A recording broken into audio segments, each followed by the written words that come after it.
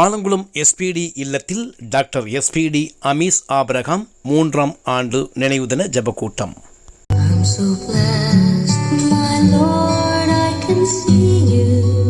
Alangulam SPD இல்லத்தில் doctor SPD Amish Abraham அவர்களின் 3ஆம் ஆண்டு நினைவு தின ஜெப கூட்டம் நடைபெற்றது.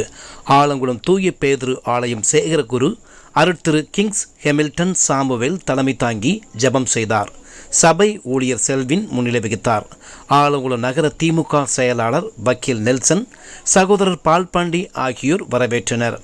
சிறப்பு விருந்தினர்கள் மற்றும் சேகர பொறுப்பாளர்கள் சேகர ஊழியர்களுக்கு எஸ்பிடி குடும்பத்தினர் சால்வை அணிவித்து வரவேற்றனர்.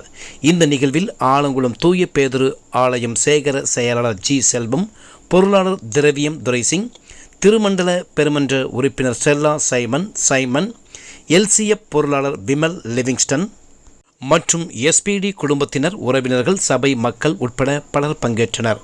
இதற்கான ஏற்பாடுகளை வக்கீல் எஸ்பிடி நெல்சன் மற்றும் எஸ்பிடி பால்பாண்டி, மறைந்த டாக்டர் எஸ்பிடி அமீஸ் ஆபிரகாம் ஆகியோரின் குடும்பத்தினர் செய்திருந்தனர்.